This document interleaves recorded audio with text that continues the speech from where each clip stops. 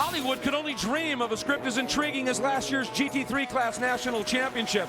Front row qualifier Pete Peterson had problems and only barely made it to the green. And as that green flag flew, so did the windshield of Mike Henderson's number 12 Mazda. The first 3 laps were led by Bulls hitter Mike Pinniger in his red number 25 RX3, but in lap 4, the white Toyota of Mike Seifert sliced underneath. But a miscue in the carousel sent him spinning, and Pinniger retook the lead. Seifert dropped 8 seconds back, but a great drive in this pass put him into second. And in the late going, when Pinniger slowed and headed to the pits, Seifert swept by into the lead and to the win. And he captured one of the highest of all honors, the Triple Crown, a division title, a win at the June Sprints, and most importantly, a national title, all in one remarkable season.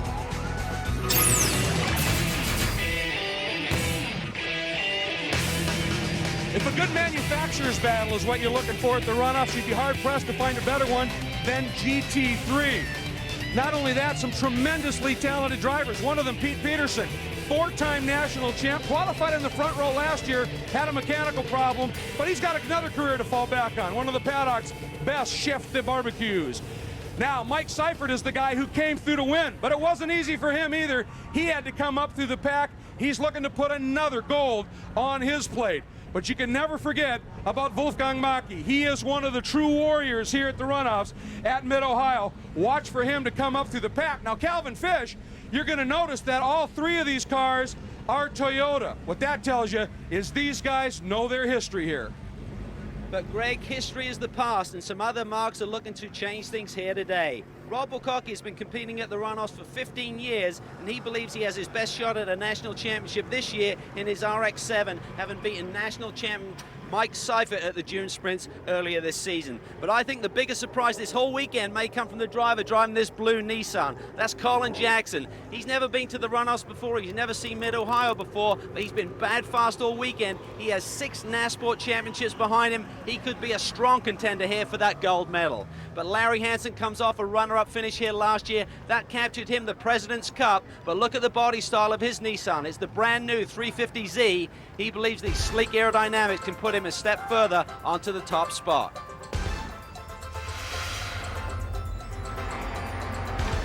This is the 40th anniversary of SCCA's National Championship Valvoline Runoffs.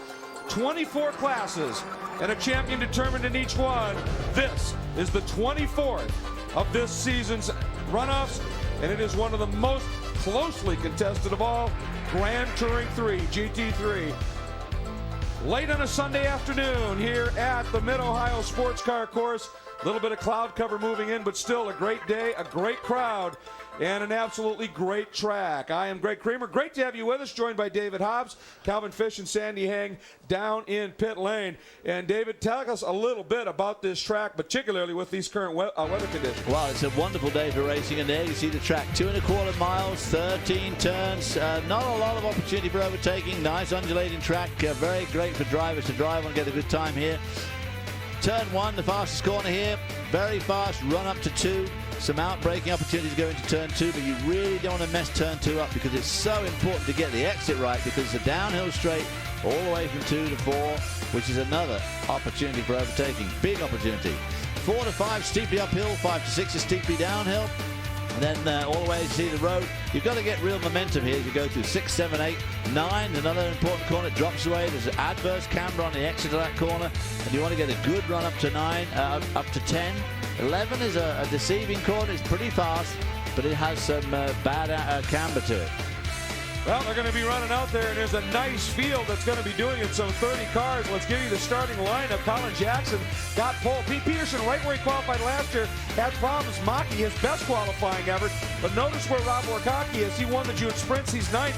The bigger story is in 11th only, is the best that our defending champ, Mike Seifert, could qualify. And what's telling you, that's telling you this field has an awful lot of talent deep into it. And a former E-Production champ out there is Fletcher Williams, qualified back a little bit too. Let's check in with our pit reporters. First of all, check in with Sandy Hang. It is a wonder that Paul Young even made this race. On Wednesday, they were practicing. He came around in the carousel, flipped the car around, just tore off the left side, including messing up all of the suspension. It came back on a flatbed. We're working on it all week. They were able to get the car back together and qualify in fourth. Let's go to Calvin Fish. Calvin? Sandy, Andretti, Foyt, Unser, yes, they're racing names, but on the grid today, we have some real racing names. Look at the boys in the field. We got Tom Thrash in the number 66, right alongside Wayne Quick. And then starting in the 03, we have Bob Weaver. And should have been starting alongside all of these boys would be David Goodspeed. But right now, there's a big call on this false grid. He hasn't shown the speed to get down there. Hopefully, he'll make the green flag this afternoon. All right, Cal, thanks very much. And tell you what, Paul Young, he's got himself some work. He won Central Division, 4 wins, but that car was tore up, and they really aren't sure what he's got to offer right now in terms of a duration of the race. We'll find out. We'll be back with the green.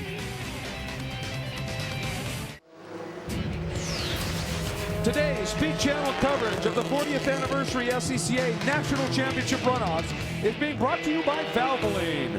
Valvoline, the #1 choice of top mechanics. Welcome back, everybody. Sports Car Club of America, one of the great places to go racing. You hope you end up here at the Runoffs. And GT3 is a great place to end up. Very competitive. David, tell us a little bit about the Grand Touring category. Well, as you can see, a tremendous selection of cars going through GT3. We've got GT1 to GT5 are the Grand Touring categories. GT1 being the fastest, so from 1 through 5 they get progressively lighter and a bit less power. But of course, very, very, very competitive. We've got 2 seconds covering the first 14. They're silhouette replicas. And of course, they're all cars that we know so well. Nissans, Toyotas, Mazdas. We saw a couple of BMWs in there. Ford Pro. And it's a great class for these guys to be involved in.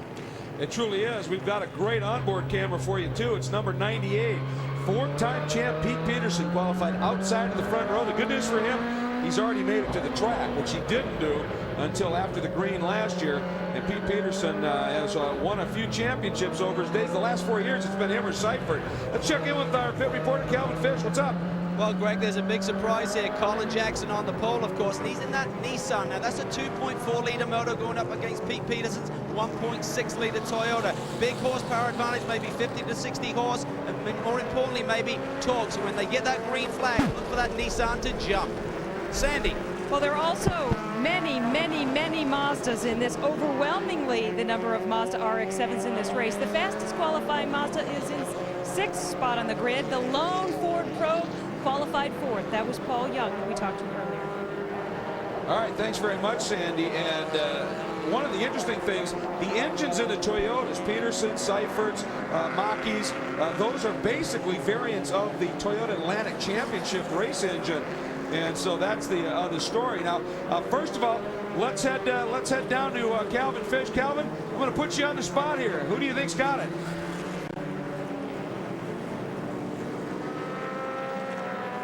All right, well, I'll tell you what, I'll put David on the spot. Who do you think's going to win this bad boy? My mic's not working either. That's just, yeah, maybe that's it. Calvin chickened out and shut the mic off. Well, it's so hard to know because obviously there's a weight formula with the engine size. It's not just one's got a smaller engine than the other. There's penalties down on weight, of course. But, you know, Bruce McLaren, poor old boy, 30 years ago said, the good big one will always beat the good little one. The little guys are really going to try harder. But, of course, the less weight is better for their tyres. The championship was very high about an hour ago. It's dropped a little bit now, so it won't have quite the effect on these tyres that perhaps the lighter, nimbler cars were hoping to get. Well, I think Wolfgang Maki had pole in 01, and he's got another great qualifying effort here. I'm going to go with him. He's a bit of a long shot, and we'll see whether he's going to be able to pull it out. The problem is, Paul Young, boy, what a story if he were to do it after that huge crash. Here we go. The run down the straight, we're green. Last race of the Valvoline Runoffs, and arguably one of the best. And as you would expect on that long run, the grunt of the Nissan gets Colin Jackson down there, but Pete Peterson brilliant around the outside, and he makes the move. He did it. Well, the more grunt, wow. But the lighter car, he braked just a little bit later, and that outside line seems to work. Sometimes the outside line doesn't work at all, but today it's worked well. Whoa, who's that going off there? That's one of the RX-7s. That's the number 12 of Mike Henderson, and he got a little loose, but he qualified 10th, and he's right back on track. Now, let me ask you another question, too. When you've got that horsepower disparity on a track like this, is it, I would think, at more power, easier to burn the rears off if you're way too aggressive? Well, you do have to be careful. There's no doubt about it. You don't destroy your tires. You've got to let them build up to temperature good and early. You know, it's nice and smooth. You don't want to try and put too much heat in them too soon. But on the other hand, with that expedited grunt, you do have really the luxury of being able to lay back just a little bit, you know, and work it out more. Well, Calvin finished while we thought Jackson might handily lead into the S's. It's Peterson. Well, I think he knew he had to make a move there, Greg, and certainly did so. Now, his car, as David mentioned, is a little lighter weight. It's 100 pounds lighter because of that displacement difference in the two categories there. But he's also running a much softer tire as well. We've talked about tires throughout this runoffs competition, but particularly here. Goodyear came up with a new 475 compound, really to try and suit the Nissan and the extra horsepower that it has, because it was burning off the 430. Pete tried them early in the week. He didn't like them. He's gone back to the old 430. They should have a bit more stick. All right, Calvin, we have an incident exiting the carousel. We have a move for the lead, and look at how hard Jackson was braking. That car was darting every which way. Boy, it was, wasn't it? Very loose under braking there. But Peterson hangs on once again, but Jackson is certainly keeping the pressure on at this stage. Well, everywhere he goes, he's just got that little bit more grunt. Now there's the spin, and I think that was the number 20 ride, and he got clipped hard. Innocent bystander there, the number 7 car, David Pettigrew, just got clipped badly. Now watch the nose of the blue car here. Oh, they bumped before we saw that. Big bump. He was trying to move Peterson over because he felt he was being kept too far wide there and didn't want to be going in that wide to that corner. Peterson very shrewdly kept to the middle of the road, making it a very wide entry for the car of Jackson. You're not going to intimidate Pete Peterson, and here's that bumper still out there on the line. It's past the exit of the keyhole, so the drivers ought to be able to see it. We'll see what they want to do about changing it. Maki behind, under attack right now from the probe of Young, but this battle at the front is great. But look at that, Peterson. That's what he needs to do, is get out of there well. Peterson does come out of the keyhole very well through turn 1. That's when he's under most threat, because that's when Jackson seems to be able to get right up to him as they go into the keyhole after going to that turn 1 and the long fast run up to the keyhole. But he comes out of the keyhole enough that Jackson's finding it difficult to get to grips with him now. But like I say, Jackson has got the luxury of that more grunt, more power, and he can sit back and kind of watch. Right there was what I was talking about. Right. Laying some big stripes down, coming over these rises, and that is what will really overheat those rears. Well, he's got more torque. Oh, on the inside to turn 9. This is an important corner. Road falls away, you go over a little crest, and the road falls away, throws you right to the left of the track, going up to turn 11. Looks like he's going to have a go on the inside now. And there you go, one of the bravest guys on the planet right there, hustling out at one of the fastest parts of the track. You gotta love the volunteers and the workers that make SCCA a place where drivers like this. Well, and of course all the professional racing too relies on those guys. And Peterson hangs on, but Colin Jackson is relentless, and the two of them have opened up about a second lead over Mackie Young and Dave Humphrey.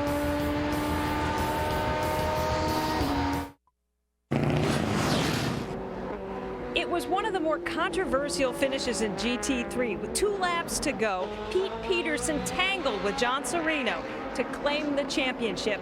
Well, if people were whining about it, there was payback. Last year, Pete couldn't start, had to take the green flag from the back of the field. He worked up to 7th place before the car just quit. Pete's back this year, ready to fight back. Did you figure out what happened last year? It was a failure of the valve train on the engine. Did you do anything to make sure that doesn't happen again this race? Well, we brought 3 fresh engines, so we're ready to go. There you go, Pete Peterson, ready to fight back. Pete's an amazing guy. He has a huge hauler, but one car. He's got those engines, but most of that hauler is filled up with monstrous barbecue grills, because when he gets to this track, he sets up a big tent, and he has entertains a lot of friends and buddies and the odd TV crew guy that might just stop by and have some special Pete Peterson barbecue. Awesome. And the man can drive a race car. It's an interesting story, David. He's a hugely successful car dealer down in North Carolina, and he only does about 4 nationals a year, just enough to qualify. He's never really won his division or anything like that. If he doesn't do enough races, he just qualifies to get here and puts his all into this because of business commitments. Well, he's putting his all into it now. That's his weakest spot, I guess, through turn 1. The more grunt on the Jackson car. He brings him up to him every time, but through the keyhole, Peterson's car seems to be just a little bit quicker. And right there, Jackson tries that wide in and then diamond it off. But Calvin Fish, that doesn't seem to be real effective. Pete gets out of the keyhole surprisingly well. Well, he does, and he typically has a good handling car. And this year he's brought in Bill Fingelow to help engineer the car. So that may be the reason why he's looking so strong coming off the keyhole turn. Bill Fingelow from Trans Am competition won numerous championships, most recently with Tom Gloyd. So he knows his way around this racetrack in terms of getting the car dialed in. So it's certainly helping Pete out. And there's no truth to the rumor. He's just here for the barbecue. Oh, he's not just here to the barbecue. Oh! We have a number of cars involved down there at the exit of the keyhole. 21 is Fletcher Williams. Fletcher out of the Southeastern Division, the champ down there. He is a former E-Production winner. Couldn't quite pick up the number of the other car, but let's see what happened here, Dick. Oh, Fletcher looped it all by himself. 68 got through. The RX-3 sneaks through, but there's more to come. Gets blindsided. Didn't quite see it. No, and another sort of innocent bystander away, really, there. So a little more debris. It's well off the racing line. And then this moment down, that's at the bottom of turn 7, essentially. That's the 45, Ken Nelson. He's out of the Central Division. He drives a Dodge Daytona, and it got away from him. We're on board now with Pete Peterson. Oh, boom! No, Colin Jackson went down the inside as they got into the keyhole.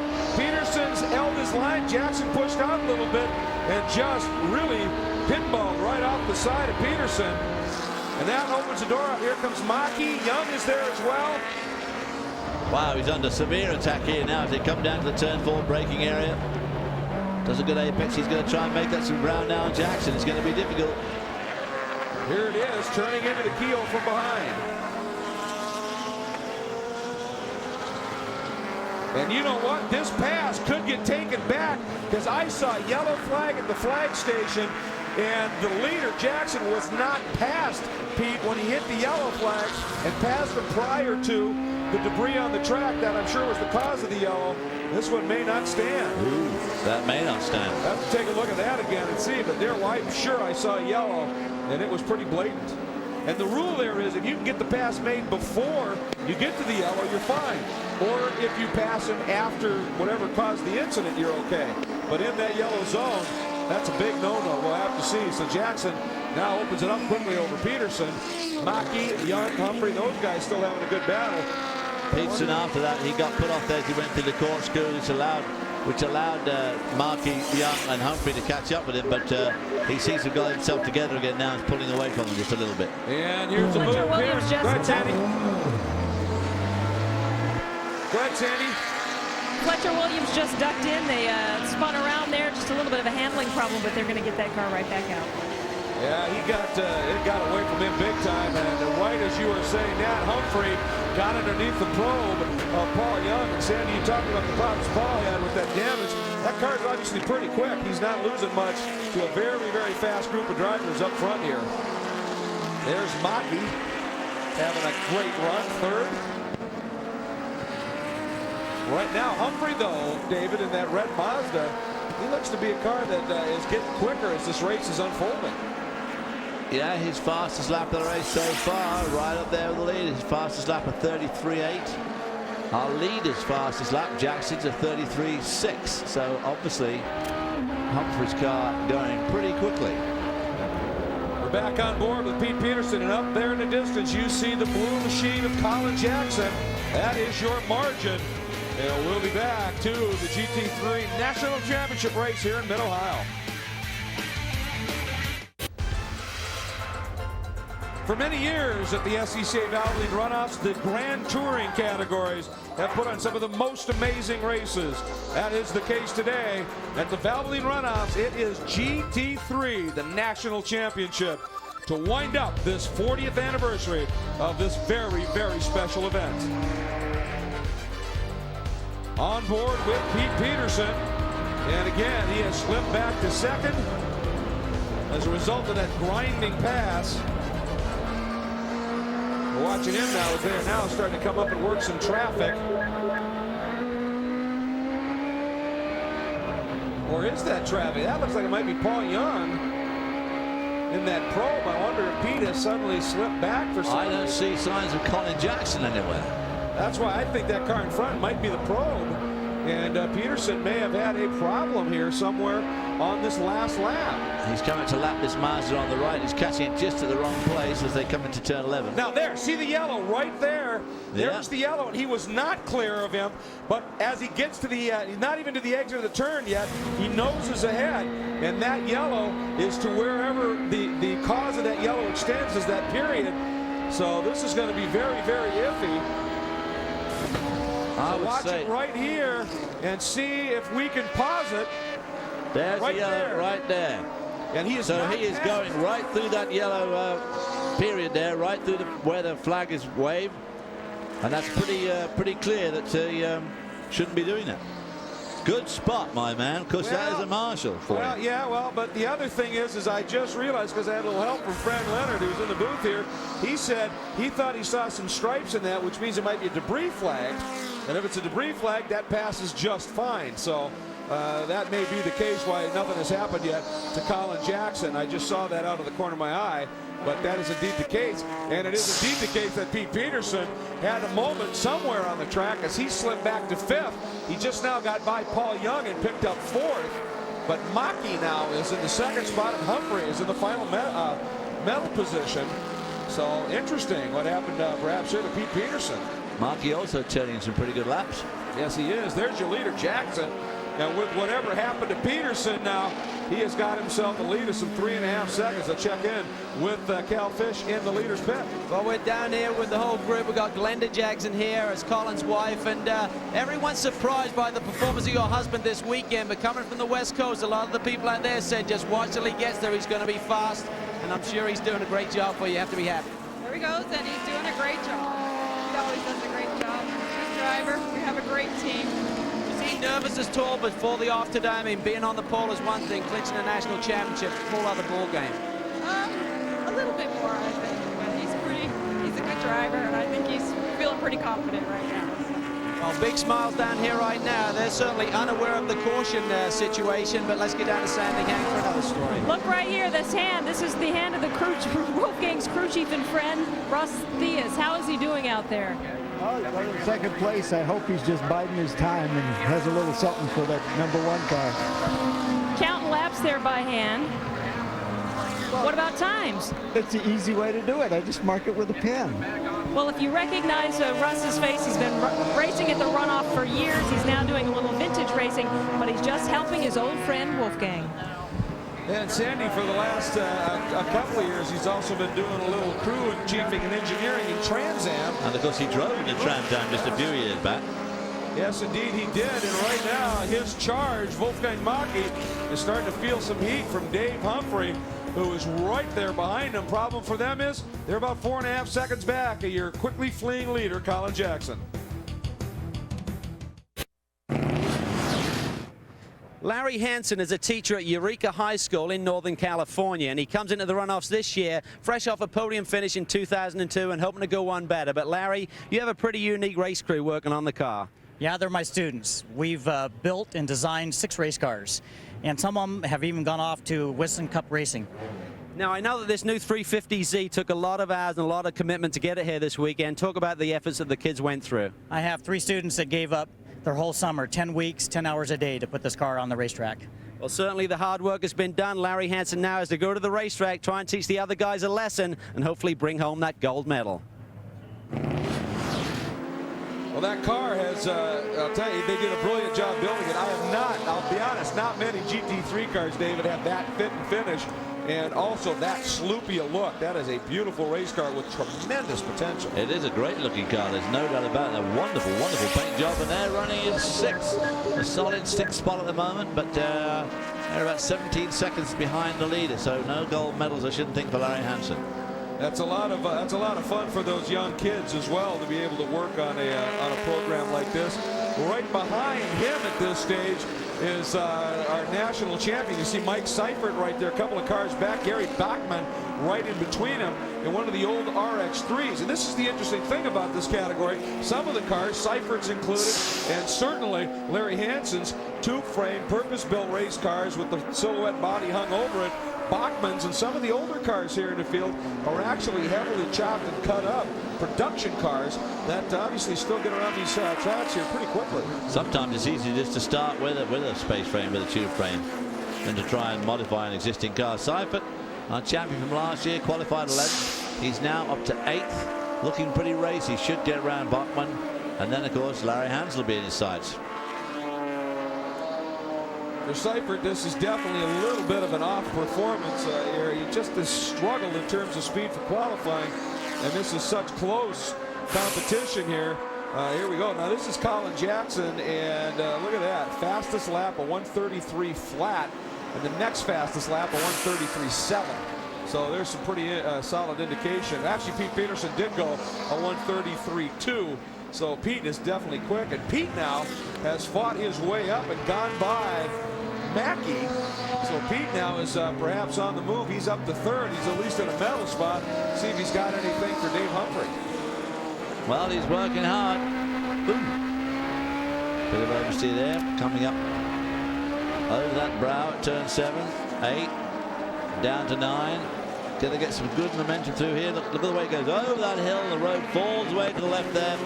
Not easy to get that corner right, but such an important corner because it's a long run through this fast right-hander, obviously flat-out right-hander into 11. 11, no help at all. Road slopes away to the right. Cars tend to understeer through there to start with, an oversteer on the exit. The carousel, very important to get this carousel right. And one of the things going over that jump, you don't want to be on the accelerator at that point and have the back end break loose. Now we're going to just lay out here and listen to the sound coming from Pete Peterson's beautiful GT3 Toyota.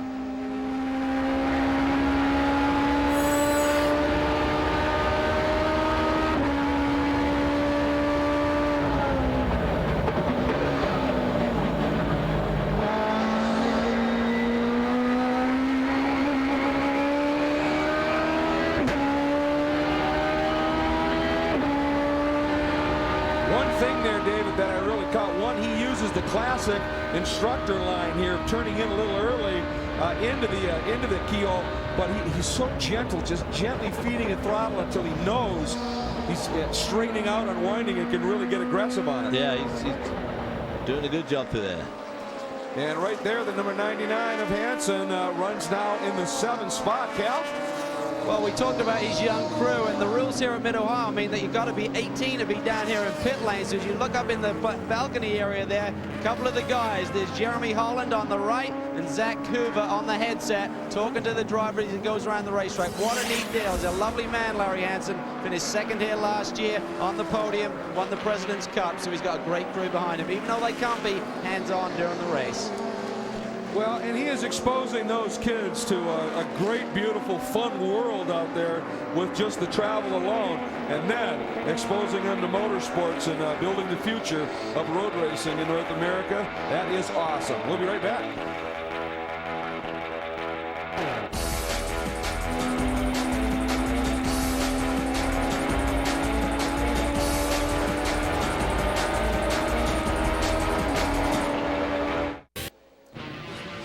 Welcome back. GT3 has been a wild one. That was the number 28 of Chuck McKinney going around, and then the 7 of Pettigrew flipping them. Both cars pretty damaged. Look at the little, okay, David, big bump here between then leader Pete Peterson and Colin Jackson. Well, he's put them together pretty solidly. Yeah, Colin Jackson there trying to shove him over, didn't work. There's the number 45, Ken Nelson, in the Dodge Daytona, getting it a little bit wrong and into the gravel. And then right here is Peterson going back underneath, and then here comes Jackson. And this was the pass that gave Jackson the point. And he has stayed there with Mackey in third. And right here comes Dave Humphries down the inside in the older 240 style Nissan and picks up second spot. And I think that was a debris flag. I think it was a red and white flag. Yep, I think that's absolutely right. So Fran Leonard got the eyes on this one, our booth producer here. He's got eyes like a certain animal that lives in the sewage systems. I have no idea where you're going with that. I'm not going to touch it. Colin Jackson has got 5 laps that he needs to hang on.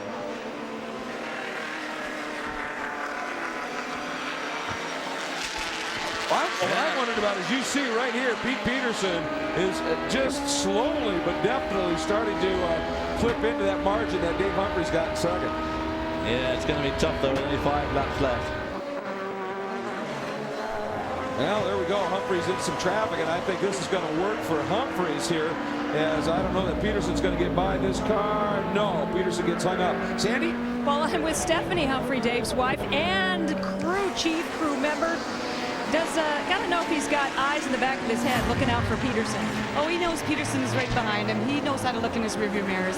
So he's going to stay on it as long as he can. Now, you're running Goodyears, but a different compound than everyone else out there today. To the best of my knowledge, Goodyear's never brought this particular compound to the runoffs.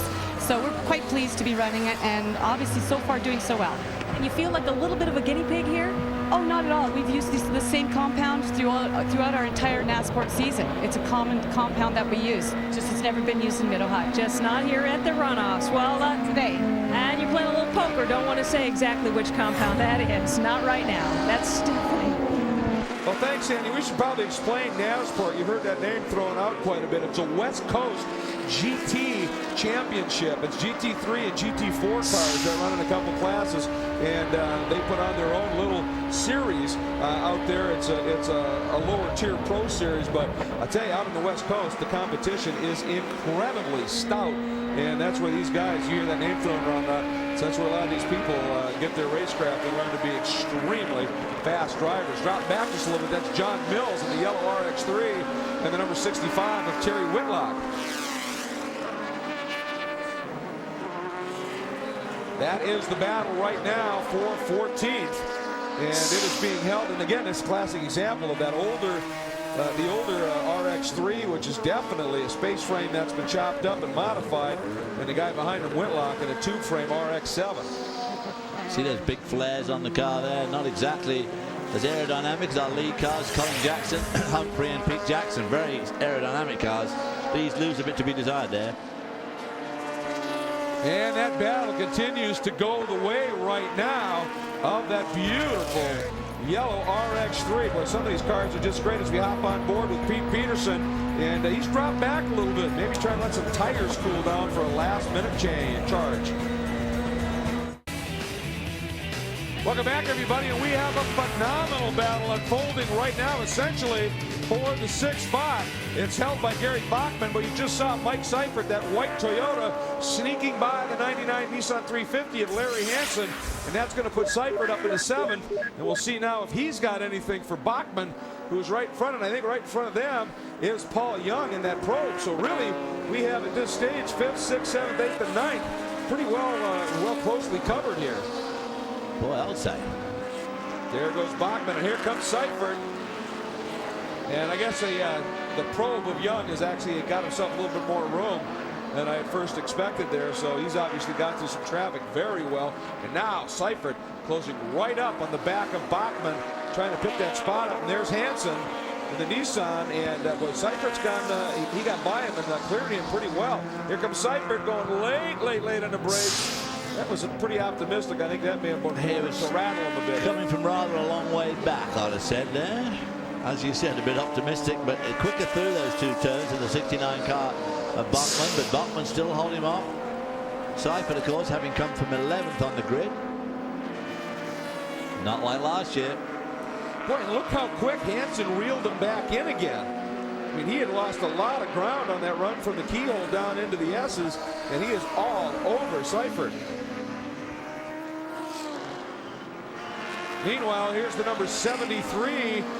Good run unfolding for this gentleman. That is Dave Humphrey sitting in the second spot, but Pete Peterson has started to close it up once again. So we'll have to see exactly if Pete's got anything for him. Well, he has caught him up a lot, but time is running out, and of course catching him up and getting by him, as I always say, are two very different things. Well, we're getting reports from around the track too that 73 Humphrey is starting to experience some pretty significant brake lockup. Don't know whether that is just a function of a braking problem or maybe he's flat spotted a tire, so we'll keep an eye on that. Tires could be going off, definitely. Yeah. His times are definitely, he's quicker right now than the leader, but Peterson's faster than anybody else at this stage of the race. Cal? Well, Peterson pulled out all the stops this weekend, brought in Bill Fingelow, but that Toyota just doesn't have the grunt of that Nissan. It's a really tough proposition for you guys this weekend. It is hard. The car's been really good all week, and we'd like to be second here, but we can't catch that GT2 car. Wait and see what they do with the rules next year, boys, but with 1.5 times the displacement, that's an awfully tall order for Peterson to catch up to. Boy, and Cal, Pete Peterson trying to just hustle that car, coming over the jump in turn 9, almost threw it away. He got completely sideways and almost did the hook across move into the right side of the grass over there. Brilliant save, but that tells you how hard a very talented pilot like Peterson is pushing right now. Welcome back in the number 3 Nissan of Richard Allen. The Don Mullins Nissan has had it off. See some damage to the left side of that car. He's got it back and underway again, but he definitely put her off somewhere or rubbed it up against somebody or something. He's got some damage and he's way slow over there. Yeah, right off the base. It has got some damage on the left front now. You see it's pushed the bodywork onto the tire, and it may have deranged the front suspension a bit. Here's a look at what may have happened. Watch for it. Ooh, you don't see that happen very often. Wow. How on earth could that happen? One in right going down the straight. Boy, if you're going to hit something, he hit that hard. I wonder if maybe something gone wrong before. Yeah, exactly. He couldn't have just driven off there. Something must have happened. Meanwhile, here's our battle revisited for that 6th spot. Bachmann driving the yellow, white, and blue RX-3. Seifert right behind him in the Toyota. And then chasing them, the Nissan 350 of Hansen. And this has really gone unchanged. It's almost as if the margin between Bachmann and the RX-3 and Hansen hasn't changed. It's just Seifert kind of closing and then losing and then closing and losing. And Pete Peterson is off. Peterson, or else he just looped it. Sounds like he's trying to start it. Yep, you can hear it. Those racing engines don't like that spinning and stopping suddenly there. Well, you can see he's right there on the track. Cars are screaming by. Oh, down to the carousel. He was looking a bit squirrely on that last lap. He laid back, let his tires cool down a bit to try and make a run at Dave Humphrey. He got real close to him, but I noticed the last time we were on board there that he was really flailing away. Now he tried to make some adjustment there, didn't he? Well, I think he went for a down change. It looked like a gear change and maybe just missed the match on the heel and toe to get that matched. Yeah. Well, he's got it going again. I don't know whether he got to restart it or he got a push from one of the workers, but at least he's going to get back and underway. But he is, well, now dropped way down the order. He still owns, by my looking here, though. Right before that happened, he turned the fastest lap of the race at a 1:32.9. So you can tell he was driving very, very hard. There is Colin Jackson, and now he's working some traffic. Colin's margin about 5 seconds.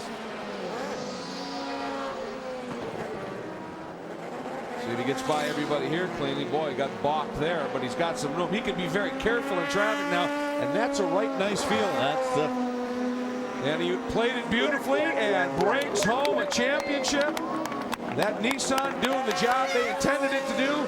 It's a 1-2 for Nissan, and we're waiting. Wolfgang Maki is sitting in the 3rd spot. We'll see whether he's able to hang on and bring one medal home for Toyota, and he does. But Jackson and Humphrey, and here's the battle we've been watching for a while. Bachmann under huge pressure from Seifert, and Bachmann's going to hang on. And with the problems for Peterson, that's for 5th. And there's Hansen's helpers right there. Those kids from Eureka High School that helped him build this car. It's a great sense of satisfaction for a brand new car like that to finish at that pace and finish that far up into the top 10. And it is a great looking car, there's no doubt about it. And there are some of the celebrations out there. Wonderful. There was one lead change between the two drivers, Peterson and our eventual winner, Colin Jackson. No cautions. Margin of victory, 6.5 seconds.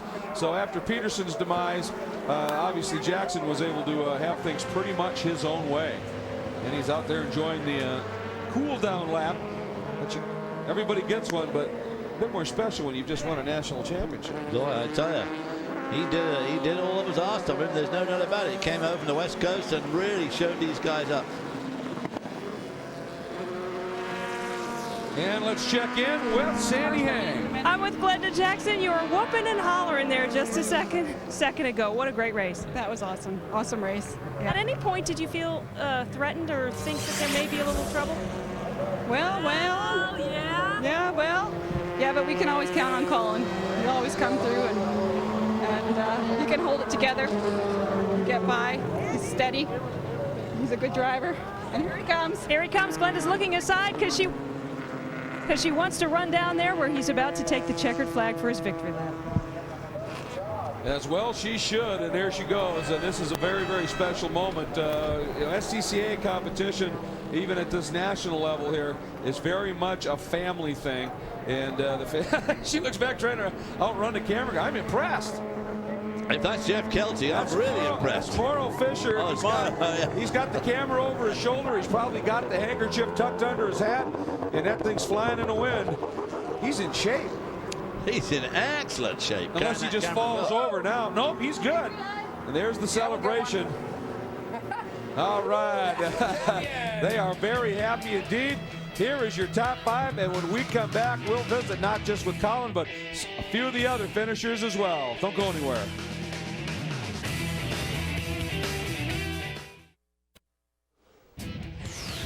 Today's coverage on Speed Channel of the 40th anniversary SCCA National Championship Runoffs is being brought to you by Valvoline.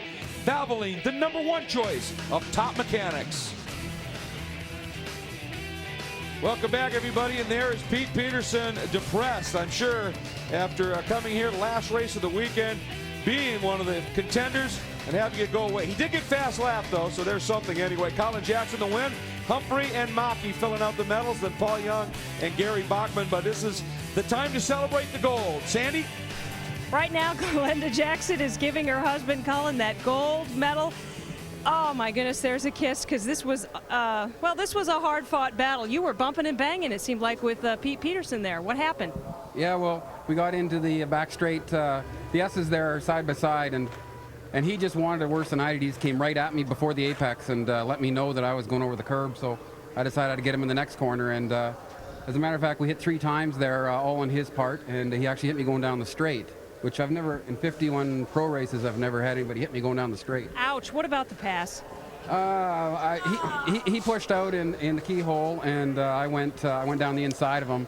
And then, of course, he wanted it back. And after the 3 hits, I decided that maybe it was time that he lost the lead, because I didn't want to get hit anymore, actually. Well, you took home the championship. Let's go talk to your teammate right now, Dave Humphrey. Come on down here. Make way. We got to talk to this second-place winner, Dave Humphrey.